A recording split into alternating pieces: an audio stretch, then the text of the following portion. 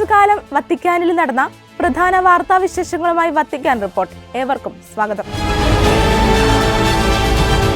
2028 പ്രത്യേക സഭാ അസംബ്ലി വിളിച്ചു ചേർത്ത് മാർപ്പാപ്പ.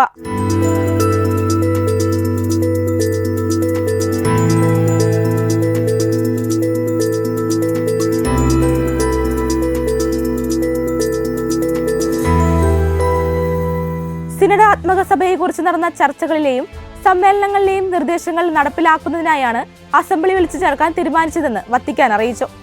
ഇത് സംബന്ധിച്ച വിശദീകരണം സിനഡിന്റെ സെക്രട്ടറി ജനറൽ കർദിനാൾ മാരിയോ ഗ്രച്ച് ലോകമെമ്പാടുമുള്ള ബിഷപ്പുമാർക്ക് എഴുതിയ കത്തിൽ വിശദീകരിച്ചു. ഈ സമ്മേളനം ഒരു പുതിയ സിനഡ് രൂപീകരിക്കില്ല, മറിച്ച് 3 വർഷത്തെ ഘടനാപരമായ നിർവഹണ പ്രക്രിയയുടെ പരിസമാപ്തിയായിരിക്കും. സഭകളെ ഒരു സിനഡൽ ശൈലിയിൽ നടക്കാൻ സഹായിക്കുക എന്നതാണ് ഇതിന്റെ ലക്ഷ്യമെന്ന് കർദിനാൾ ഗ്രച്ച് എഴുതി. 2024 ഒക്ടോബറിൽ സിനഡിന്റെ സമാപനത്തിന് ശേഷം ഫ്രാൻസിസ് മാർപ്പാപ്പ നേരിട്ട് അംഗീകരിച്ച സിനഡിന്റെ അന്തിമരേഖ പ്രാദേശിക സഭകൾ സജീവമായി സ്വീകരിക്കുകയും പ്രവൃത്തിപഥത്തിൽ എത്തിക്കുകയും ചെയ്യുമെന്ന് കർദിനാൾ പറഞ്ഞു. വടക്കൻ മാസിഡോണിയയിലെ തീപിടുത്തത്തിൽ മരണമടഞ്ഞവർക്ക് അനുശോചനമറിയിച്ച് ഫ്രാൻസിസ് പാപ്പ. കൊസാനിയിലെ നിശാ ക്ലബിലുണ്ടായ തീപിടുത്തം അനേകം പേരുടെ ജീവൻ നഷ്ടപ്പെടുത്തുന്നതിന് ഇടയാക്കി. ടെലിഗ്രാമിലൂടെയാണ് മാർപ്പാപ്പ തന്റെ ദുഃഖം രേഖപ്പെടുത്തിയത്. മാസിഡോണിയയിൽ കടുത്ത ഭീതി ഉളവാക്കിയ ദുരന്തത്തിൽ 59 പേർ കൊല്ലപ്പെടുകയും 100-ലധികം പേർക്ക് പരിക്കേൽക്കുകയും ചെയ്തു. ജീവൻ നഷ്ടപ്പെട്ട എല്ലാവരെയും പ്രാർത്ഥനയിൽ ഓർക്കുമെന്ന് ഉറപ്പു നൽകുന്നു. അപ്രതീക്ഷിതമായ ഈ പ്രതിസന്ധിയുടെ ഇരകളാകുന്നവർക്ക് സ്വർഗീയ ആശ്വാസം പ്രാർത്ഥിച്ചുകൊണ്ട് എല്ലാവർക്കും എൻ്റെ അപ്പസ്തോലിക ആശീർവാദം അയക്കുന്നുവെന്നും സന്ദേശത്തിൽ മാർപ്പാപ്പ പറഞ്ഞു. ക്ലബിൽ പങ്കെടുത്ത യുവാക്കൾ പടക്കങ്ങൾ ഉപയോഗിച്ചത് മേൽക്കൂരയ്ക്ക് തീപിടിക്കാൻ കാരണമായെന്ന് ആഭ്യന്തരമന്ത്രി പാൻസ് ടോസ്കോവ്സ്കി പറഞ്ഞു. മാർപ്പാപ്പയ്ക്കായി ടൺ കണക്കിന് കത്തുകൾ.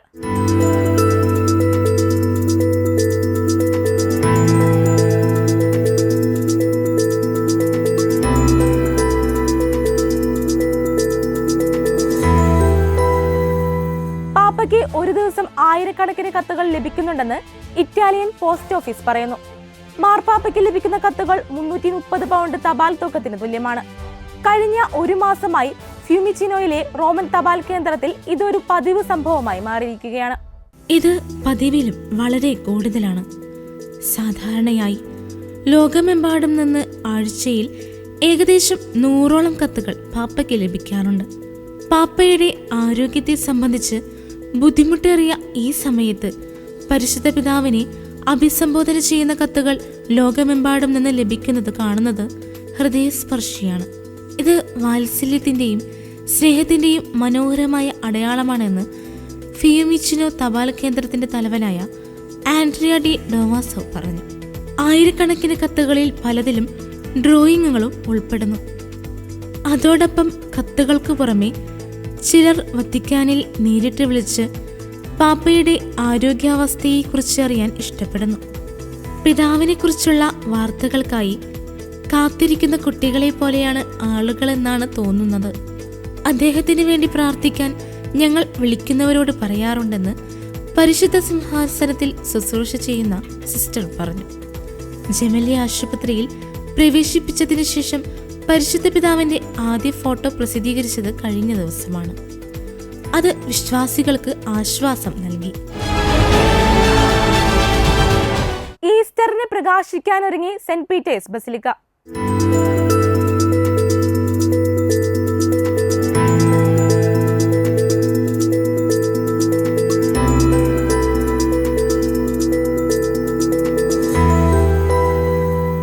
മൈക്കലാഞ്ചലോയുടെ മഹത്തായ സൃഷ്ടികളിൽ ഒന്നായ 14,000 ടൺ ഭാരവും 5 നൂറ്റാണ്ട് പഴക്കവുമുള്ള സെന്റ് പീറ്റേഴ്സ് ബസിലിക്കയുടെ താഴികക്കുടം ഈസ്റ്ററിനെ പ്രകാശിപ്പിക്കും.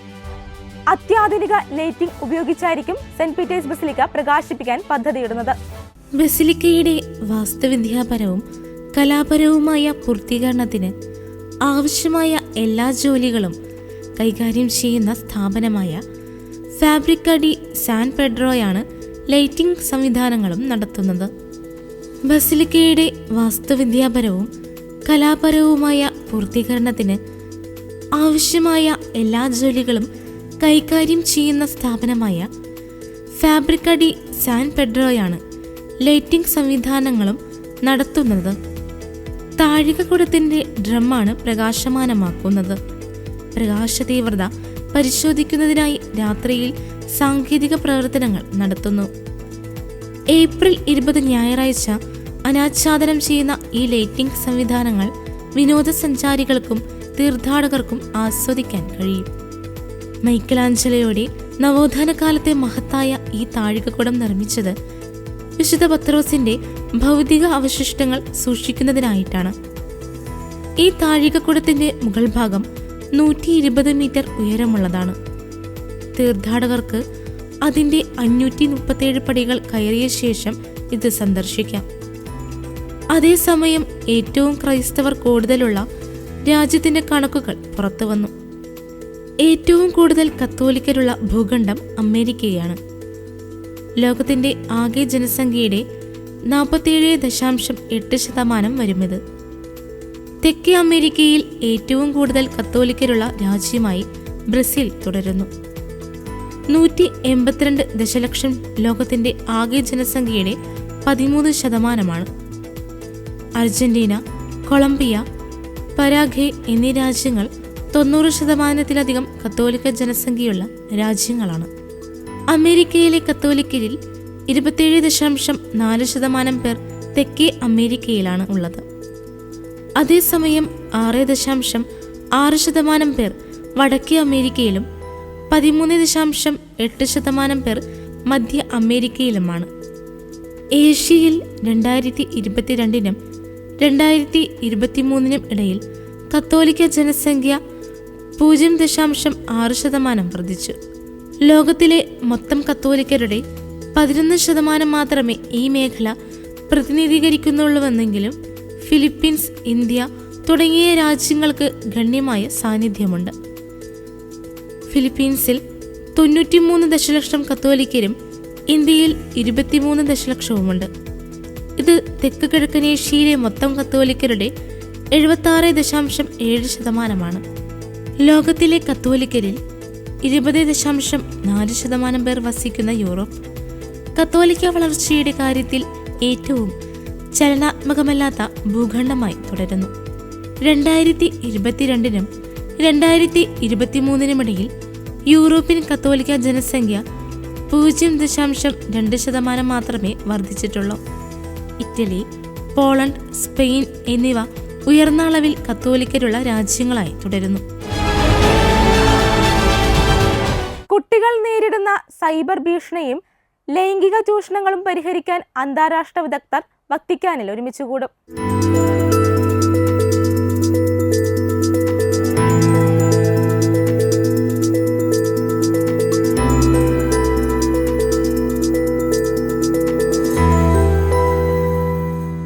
ിലധികം അന്താരാഷ്ട്ര വിദഗ്ധർ വത്തിക്കാനിൽ ചർച്ച നടത്തും. വത്തിക്കാന്റെ പൊന്തിഫിക്കൽ അക്കാദമി ഓഫ് സയൻസിന്റെ നേതൃത്വത്തിലാണ് AI-യുടെ അവസരങ്ങളും അപകട സാധ്യതകളും എന്ന വിഷയത്തെ ആധാരമാക്കി നടത്തപ്പെടുന്ന ഒത്തുചേരലിൽ ഡിജിറ്റൽ ധാർമ്മികത, നിർമ്മിത ബുദ്ധി, കുട്ടികളുടെ സംരക്ഷണം എന്നിവ ചർച്ചാ വിഷയമാവുക. ഡിജിറ്റൽ ഉപകരണങ്ങളും നിർമ്മിത ബുദ്ധിയുടെ ഉപയോഗവും ഇഷ്ടപ്പെടുന്ന കുട്ടികളെ സംരക്ഷിക്കേണ്ടതിന്റെ ആവശ്യകതയെക്കുറിച്ചും ഈ ഉപകരണങ്ങൾ കുട്ടികളുടെ കൈകളിൽ എത്തിക്കുക എന്നത് ഒരു വലിയ ഉത്തരവാദിത്തമാണെന്നും എന്നാൽ അവയുടെ നിയന്ത്രണം ഗവേഷകരുടെയും സാങ്കേതിക കമ്പനികളുടെയും കൈകളിൽ മാത്രം ഒതുക്കി നിർത്താൻ പാടില്ലെന്നും വത്തിക്കാനിൽ നടന്ന പരിപാടിയുടെ അവതരണവേളയിൽ പൊന്തിഫിക്കൽ അക്കാദമി ഓഫ് സയൻസസിന്റെ ചാൻസലർ കർദിനാൾ പീറ്റർ ഡെർക്സൺ പങ്കുവച്ചു.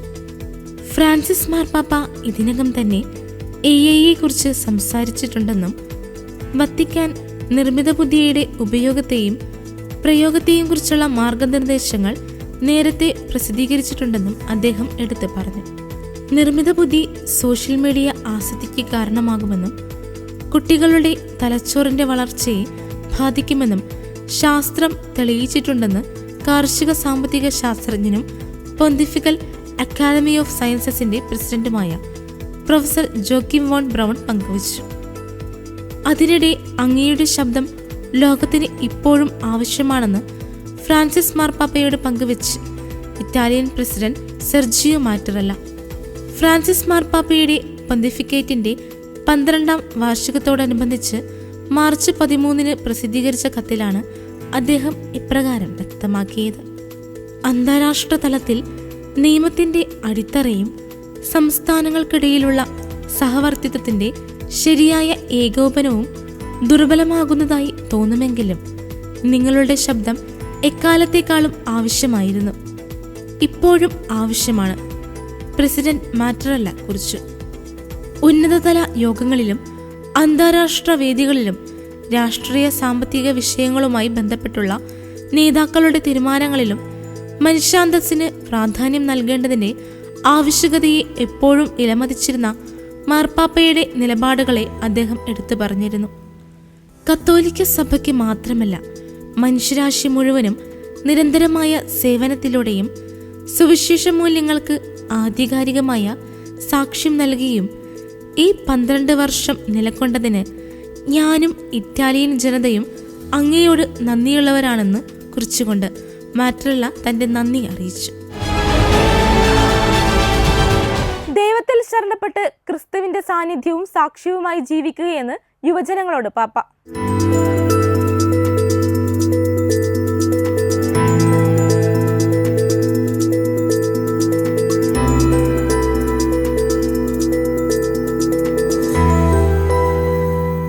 ജൂബിലി വർഷത്തിൽ 2025 മെയ് 11 ആചരിക്കപ്പെടുന്ന 62ാമത് ദൈവവിളികൾക്കായുള്ള പ്രാർത്ഥനാ ദിനത്തിലേക്കായി റോമിലെ ജെമല്ലി ആശുപത്രിയിൽ നിന്ന് വിശുദ്ധ ഔസേപ്പിന്റെ തിരുനാൾ ദിനത്തിൽ പ്രസിദ്ധീകരിച്ച തന്റെ സന്ദേശത്തിലാണ് പാപ്പ ഇങ്ങനെ എഴുതിയത്. നന്മയുള്ള ജീവിതം നയിക്കാനുള്ള തീരുമാനങ്ങളെയും പദ്ധതികളെയും തകർക്കുന്നതാണ് പാവപ്പെട്ടവരും ദുർബലരുമായ മനുഷ്യർക്ക് നേരെയുള്ള അനീതികളും സ്വാർത്ഥ താൽപര്യാർത്ഥമുള്ള നിസ്സംഗതയും ലോകത്തെ സംഘർഷങ്ങളും യുദ്ധങ്ങളുമെന്നും. എന്നാൽ ഇത്തരം സാഹചര്യങ്ങളിലൂടെ ലോകം കടന്നുപോകുമ്പോഴും കർത്താവ് നമ്മെ, പ്രത്യേകിച്ച് സഹനങ്ങളിലൂടെയും വേദനകളിലൂടെയും കടന്നുപോകുന്ന മനുഷ്യരെ കൈവെടിയുന്നില്ലെന്നും നാം എല്ലാവരും അവനാൽ സ്നേഹിക്കപ്പെടുന്നുവെന്ന ബോധ്യം നമ്മിൽ ഉളവാക്കാൻ അവൻ ആഗ്രഹിക്കുന്നുണ്ടെന്നും പാപ്പ എഴുതി. വിവിധ ദൈവവിളികളിലേക്ക്, പ്രത്യേകിച്ച് സമർപ്പിത വിളികളിലേക്ക് ചുവടുവെക്കുന്നവർ സഹനങ്ങളിലും ദുരിതങ്ങളിലുമായിരിക്കുന്ന മുറിവേറ്റവരെയും അവഗണിക്കപ്പെട്ടവരെയും മറന്നു കളയരുതെന്നും തന്റെ സന്ദേശത്തിലൂടെ ഉദ്ബോധിപ്പിച്ച പരിശുദ്ധ പിതാവ്, സഭയിലെ ഓരോ ദൈവവിളികളും അത് ആത്മായ ജീവിതത്തിലേക്കോ പൗരോഹിത്യ ജീവിതത്തിലേക്കോ സമർപ്പിത ജീവിതത്തിലേക്കോ ആകട്ടെ ജാലകത്തിനുള്ള പ്രത്യാശയുടെ അടയാളങ്ങളാണെന്നും ഓർമ്മിപ്പിച്ചു. പരിശുദ്ധാത്മാവിനൊപ്പം പ്രവർത്തിച്ച് ദൈവവിളികൾ തിരിച്ചറിയുന്നതിനും അവ സ്വീകരിക്കുന്നതിനും അവ ജീവിക്കുന്നതിനും ആളുകളെ സഹായിക്കുകയും അനുധാവനം ചെയ്യുകയും ചെയ്യുന്നത് അജപാലന ശുശ്രൂഷയിൽ ഏർപ്പെട്ടിരിക്കുന്നവരുടെ പ്രധാനപ്പെട്ട ഒരു കടമയാണെന്ന് പാപ്പ തന്റെ സന്ദേശത്തിൽ എഴുതി.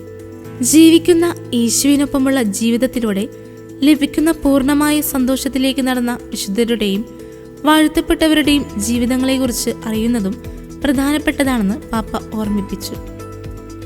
സ്വയം ഉയർത്തിക്കാട്ടുക എന്നതിനേക്കാൾ മറ്റുള്ളവരെ സ്നേഹിക്കാനും ശുശ്രൂഷിക്കാനുമുള്ള ആഗ്രഹം നമ്മിൽ ഉണർത്തുന്ന ഒന്നാണ് ദൈവവിളിയെന്ന് പാപ്പ ഉദ്ബോധിപ്പിച്ചു.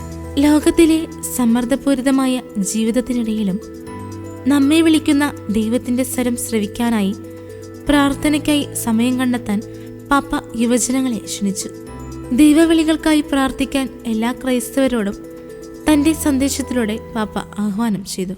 സുവിശേഷ പാതയിൽ പ്രത്യാശയുടെ തീർത്ഥാടകരായി തുടരാൻ ഏവരെയും ക്ഷണിച്ച പാപ്പ, ലോകത്തിൽ ഉപ്പും പ്രകാശവും പുളിമാവുമാകാനാണ് നാം വിളിക്കപ്പെട്ടിരിക്കുന്നതെന്ന് ഓർമ്മിപ്പിച്ചു. നോമ്പുകാല പ്രഭാഷണങ്ങൾക്ക് വത്തിക്കാനിൽ തുടക്കമായി.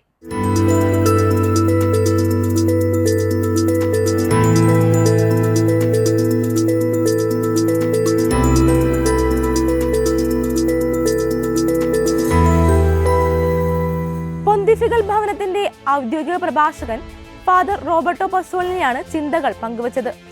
വെള്ളിയാഴ്ചകളിലാണ് നോമ്പുകാല പ്രഭാഷണം നടക്കുന്നത്. ക്രിസ്തുവിൽ വിശ്വാസമർപ്പിച്ചുകൊണ്ട് നവജീവിതത്തിലുള്ള പ്രത്യാശയിൽ വീരുന്നതും സ്ഥാപിതമായതുമായ എന്ന വിഷയത്തെ ആസ്പദമാക്കിക്കൊണ്ടായിരിക്കും നോമ്പുകാല ധ്യാന പ്രഭാഷണ പരമ്പരയ്ക്ക് തുടക്കമാവുകയെന്ന് വത്തിക്കാൻ അറിയിച്ചു. All'inizio di questo anno giubilare siamo stati invitati tutti a guardare Cristo come l'ancora sicura e salda in cui la nostra speranza non si confonde. Ora, sebbene questa prospettiva sia molto bella e rassicurante, siamo anche consapevoli del fatto che la nostra vita resta un'esperienza di libertà. E se vogliamo rimanere intimamente uniti a Cristo, come ci ricorda San Paolo, dobbiamo anche accogliere il dinamismo della conversione al Vangelo e lasciare che lo Spirito Santo, ridefinisca i contorni della nostra umanità, secondo la volontà di Dio, non secondo i nostri pensieri.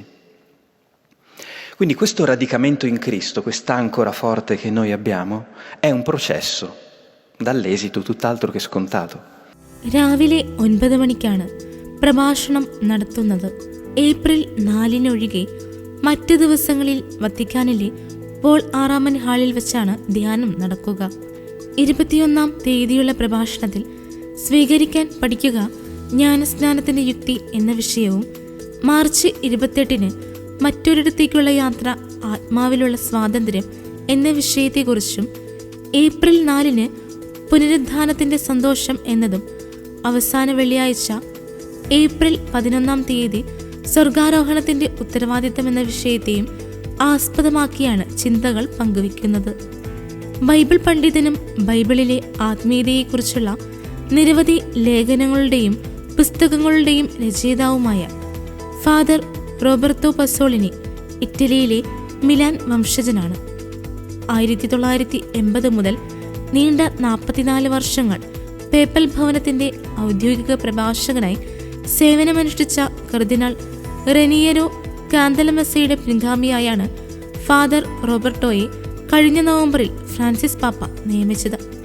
പരമാചാര്യന്റെ പ്രഭാഷകനെന്നും papal പ്രഭാഷകനെന്നും അറിയപ്പെടുന്നുണ്ട്. ഇതോടെ ഈ ആഴ്ചയിലെ Vatican report പൂർണ്ണമാകുന്നു. അടുത്ത ആഴ്ച വീണ്ടും കാണാം. നന്ദി.